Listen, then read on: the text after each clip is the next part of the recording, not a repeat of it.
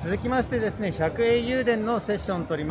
なります。今日はですね、100英雄伝の開発の方々にお越しいただいてます。よろしくお願いします。よろしくお願いします。まず簡単に自己紹介をお願いしてもよろしいですか。はい、100英雄伝の、ゲームデザイン、それからメインストーリーのシナリオライティングを行ってます、村山義孝です。よろしくお願いします。お願いします。今日は非常に個性的なマスクで来ていただいて、はい、食べちゃうと。もう実際にゲームに登場するキャラクターですもんね。ゲームにサメのキャラクターが出ます。はい。そして、はい、100英雄伝プロデューサー兼アートディレクターの村上です。よろしくお願いします。はい、よろしくお願いします。こちらの100英雄伝というタイトルは僕個人的にすごく期待している、JRPG になるんですけれども、ちょっとですね、この間 TGS で新たに公開されたトレーラーを見ながら、話を聞いていきたいと思います。はい、では映像お願いします。はい、村山さん、こちら戦争を描く物語となっているんですけれども、まずはちょっと物語の、主なポイントについて、お聞きしたいなと思います。そうですね、僕の方で、描きたいストーリーというのが、戦争という状態の中でいろんなキャラクターたち、いろんな価値観を持っている人たちが、どういうふうに行動し、どういうふうに考えて、どういうふうな、道を選ぶのかっていうものを描き出したいっていうのがあって、それに焦点を当てた、ゲームになってます。主人公一応3人設定されてるんですけれども、それぞれ立場や、関わり方の違うキャラクターとしてそれぞれ、の物語を持ったものを順次、描かれるというような形です。戦争をすごく大きなスケールで描きつつも、やっぱりそこの一人一人の感情であるとか、はい、感じたことを描いていきたいということですね。そうですね、ストーリーっていうのはやっぱり人間の心の、動きみたいなものを描くのがストーリーだと思っているので、その部分が重要かなと思います。はい、そこでメインのキャラクターとなるノアとセイがいるんですけれども、先ほどトレーラーの冒頭でも、ちょっと対立する場面があったと思うんですけれども、はい、この2人の関係について、もうお聞きしてもよろしいでしょうか。ですね、結構ネタバレになってしまうんですけれども、戦いの中で、陣営としては、敵味方になっていくんだけど、その中で、何を見つけていくのかっていうような部分が存在します。楽しみでございます。はい、というところで、村上さんはアートの方をご担当されているということで、この、戦争を生きる人間の物語を描く上で、ビジュアル面で気をつけている点はどのあたりになるのでしょうか。はい、まだまだこれからいろいろやっていくと思うんですけど、全体的に村山からもあったように、キャラクターが非常に多くてですね、バラエティ飛んでて、世界観もいろいろな世界が共存しているような形になるので、絵作りに関してはカラーを大事にしたいなと思っていて、あまり暗くしたりとかセピア調にしたりとかっていうところで、なんかゲーム中ずっと重いテンションでやるっていうのは、個人的にも好きじゃないので、そこら辺色をしっかり感じさせながら、新しい絵作りっていうのができればなと思っていろいろ試しています。はいはいはい。今回すごくですね、やっぱその 3D とドットを融合したようなビジュアルになっているかと思うんですけど、その中でキャラクターはドットで描かれているじゃないですか。はい、そのキャラクターの気持ちとかをドットで表現する上での工夫とかは何かあったりしますか？そうですね、キャラデザがものすごく個性的なので、細かいところとか、あと顔の表情っていうのはしっかり出したいんですけれども、ドット絵っていうところもあって、一定解像度を上げてますね。昔のものよりは解像度が若干高くなっていて、頭身も4頭身ぐらいのスタイルになっているので、それでも目の表現とかって3ドット、4ドットぐらいなんですけど、全部キャラクターによって変えてます。ああ、なるほど。はい、やっぱトレーラーでもちょっとこう横の相手をちょっと見たりとかという小さな表現でなんかこう感じていることとかが見えたりして、すごく魅力的だなと思ってますね。この作品はですね、一応主に幻想水湖伝を作ってたメンバーが、制作しているゲームということで、それをインスパイアされた部分もあれば、その100英雄伝ならではの部分もすごく多いタイトルになっているんじゃないかなと思うんですけれども、そこで、今作の世界観、今回の舞台となる世界についてもう少し、お聞きしたいなというふうに思います。世界観としては魔導レンズと呼ばれる、魔法を使える、物質みたいなものが存在して、それがお話の中にでも、関わってくるんですけれども、世界観の特徴的としては、非常に人間以外の種族が多いゲームになってますね。これ3名のキャラクターもいるんですけれども他にも、狼人間だったり、カンガルー人間だったりとか、あとエルフであるとかドワーフであるとか、非常にね多くの、種族であり、あと多くの、価値観、それぞれの価値観、トレーラーの中にもちょろっと出てるんだけど、植物、木のキャラクターみたいな、木のキャラクターもいる木のキャラクターが何を考えるんだろうみたいなようなところが、世界観としてやってみたいなという感じになってます。このサメは別に海に入らなくても呼吸できるんですか？このサメは、砂漠に住んでます。砂漠に住んでめちゃくちゃですね水が苦手な設定です面白いですね。結構そういう遊び心もありつつ、その真剣なその戦争物語を描くというところで、そのあたりのそのユーモラスなところとシリアスなところのバランスって難しかったりしますか？この辺は、ストーリーテリングの技術にもなるんだけれども、シナリオ的には結構ハードなことをしてるんだけれども、それだとやっぱり、息が詰まっちゃうんで、そうするとタイミングを見てちょっとユーモラスなところであるとか、ギャグであるとかっていうのを混ぜて、ゲームとしてのその退屈さを感じさせないような作りにはしてます。ゲームデザインでそのストーリーテリングをするっていうのが、村山さんの過去の作品でもすごく特徴的な部分になるかと思うんですけれども、今回のトレーラーでもその、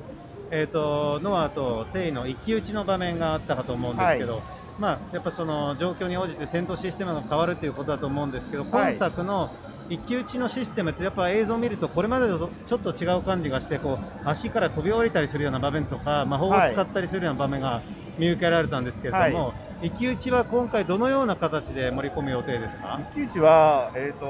かなり、ストーリー寄りというか演出寄りになっていて、いかに、戦闘の中で特殊なシチュエーションであるとか、その中での感情のぶつかり合いみたいのをそういう戦闘の中で見せたいという部分があって、そういう演出をいろいろと盛り込んでいます。そこでやっぱ一つビジュアル面で効いてくるのが、そのドットのゲームでありながらやっぱそのすごくですねカメラワークが豊富であったりとか、すごく奥行きのある絵になっていたりすると思うんですけれども、そのあたりのこだわりについて村上さんにお願いできますか？そうですね。絵がやっぱりどうしても平面なんでカメラワークっていうのも限界あるんですけど、でもその中でもこの間橋のシーンとかもありましたけど、ただカメラ回すだけじゃなくて、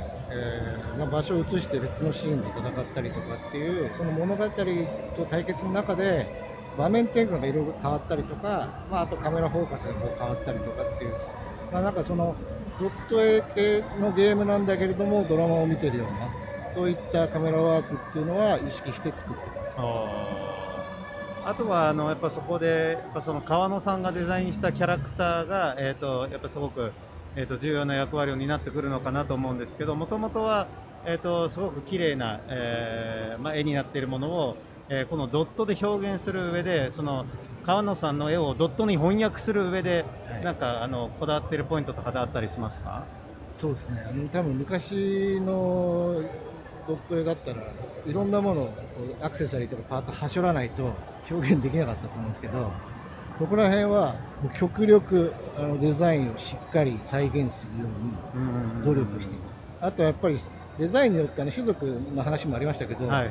身長差とか体格の違いってあるじゃないですか。そこら辺も全部ユニークでバラバラで持ってて、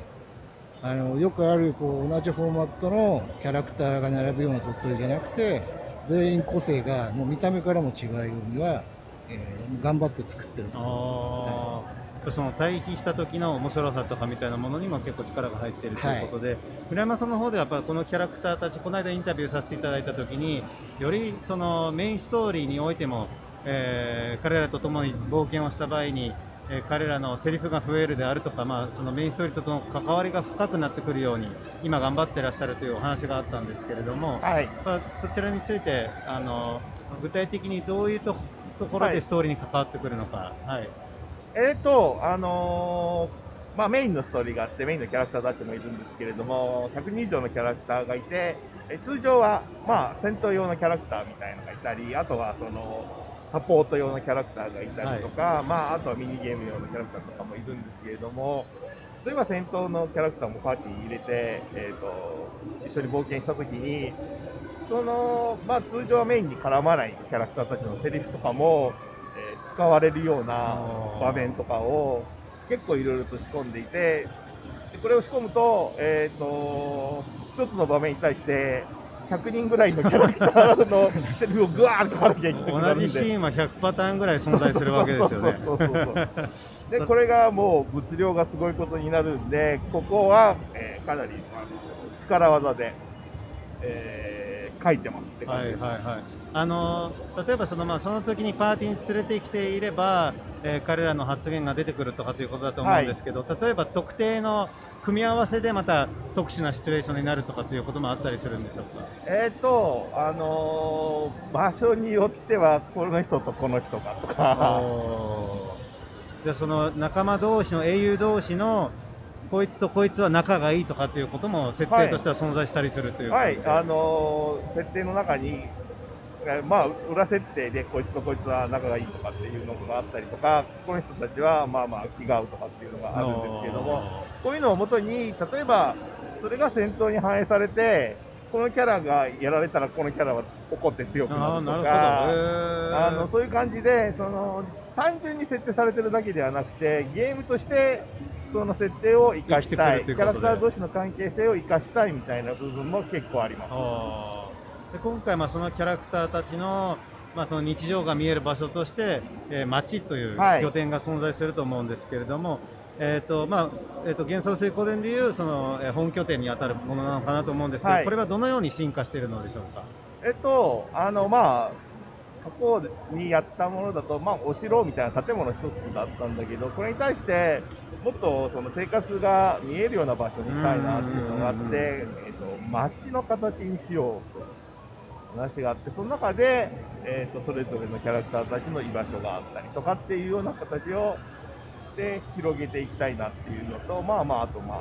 ミニゲームであるとか、いろんな楽しみ方をさせたいというのがやっぱりあって、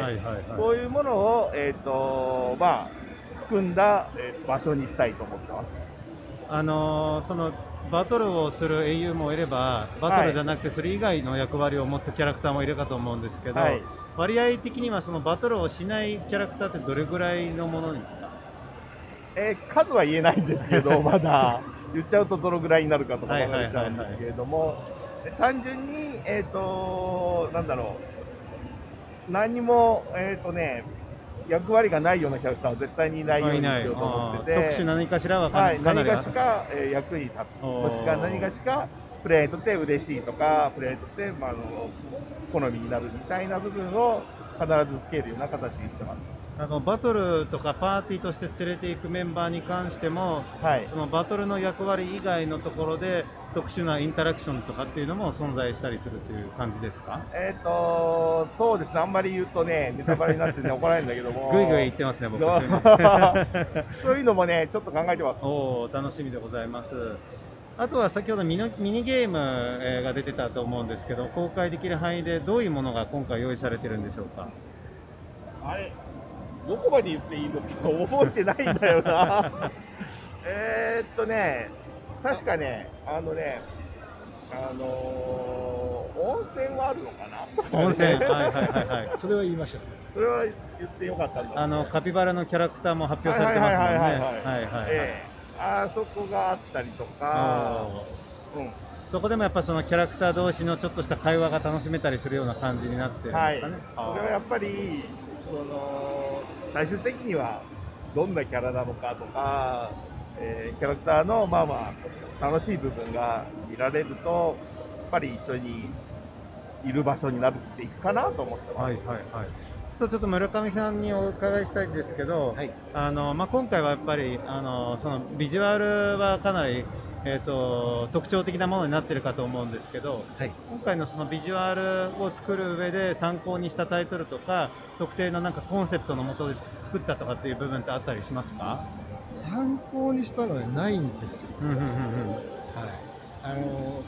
最初は昔通りの作り方、ドット絵でやっていって、でここからどうしたら面白くなる、新しく見える、楽しくなるみたいなところでいろいろ実験を重ねて今の絵になったので、特に他のタイトルを意識したのってないですけど、もちろん村山の作品っていうのは僕は好きなので、ベースにはありますけど、基本的にないです。やっぱ当時の、ゲームの表現をやっぱ新しい方法で進化させてきたというようなところですかね。どうしても私がそのドット絵のゲームを作っていて、なんですか、プロデューサーでこう担ってゲーム作ろうって言った時も 3D の時代になっちゃったので、そうなんですね。ドット絵は好きだったんですけど、なんかやっぱりこのままの道で進化したらもうちょっとなんか違う表現ってあったんじゃないかなっていうのがあって、それをちょっと今回やってみたいなと思っていました。今回はそういう意味でやっぱり新しい技術とやっぱ古き良き表現がかなりこう融合されたような感じがあるのかなという気がして、音声に関しても、こういうタイプのビジュアルのゲームだけれども、ボイスを今回当てることが、発表されたわけですけど、村山さん、その今回ボイスを入れることにした、理由となったのはどのあたりだったんですか？実際に、いろんなゲームですでにボイスがいろいろ入っていたりとかもしていて、その中で、表現として一つ、声優の形を取れるのは面白いんじゃないのかなっていうのもあったんですけども、あとはなんだろう、遊びとしてちゃんと大量の人に声がつくとやっぱりキャラクター性が出やすいかなっていうのがあるかな。そういう意味ですごく大変だと思うんですけど、この仲間にできる100以上の英雄全員に声がついてるっていう。ついてます。すごいですね。やっぱそのメインキャラとか主要キャストとかならね、よくあるんですけど、これだけたくさんのキャラクターが仲間になるっていうのは100英雄での大きな特徴になるのかなと思うんですけど、そこにやっぱりかなり今回一人一人の個性に力を入れてらっしゃるっていうような感じなんですかね。そうですね。なんか、生産の選定であるとか、トロイ的なものであるとかもあるし、戦闘でも結構どのキャラどういう役割、例えばすごい防御の強いキャラにしようとかだったらそのためのシステムがあるんじゃないかみたいな部分は結構突き詰めてます。ちなみにこのキャラクターを集めるのは、一応2位の要素という理解でよろしいですか？絶対全員集めなきゃいけないとは思ってないんで、ここはもうプレイヤーの自由に任せます。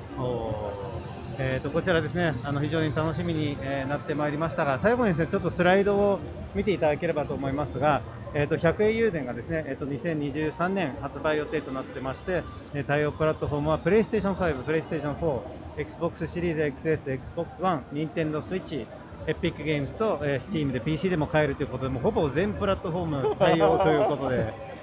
みんなで遊んでほしいんで。スイッチ版大変じゃなかったですか？スイッチ版も頑張ってます。スイッチで、もうすごくねプレイできるということで、皆さんあともう少しの辛抱ということで、発売がますます楽しみになるインタビューでございました。今日お越しいただきありがとうございました。最後にちょっとファンに向けたメッセージを、お一人ずつお願いします。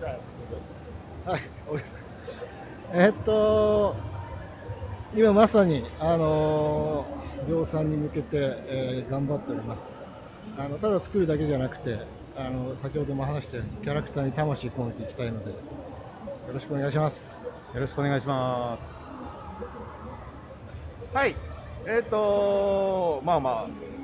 待たせしてますけれども、本当にチーム一丸となって100人以上一生懸命作ってますんで、皆さんぜひぜひお待ちください。ご期待ください。よろしくお願いします。ありがとうございました。それでは皆さん以上となります。さようなら。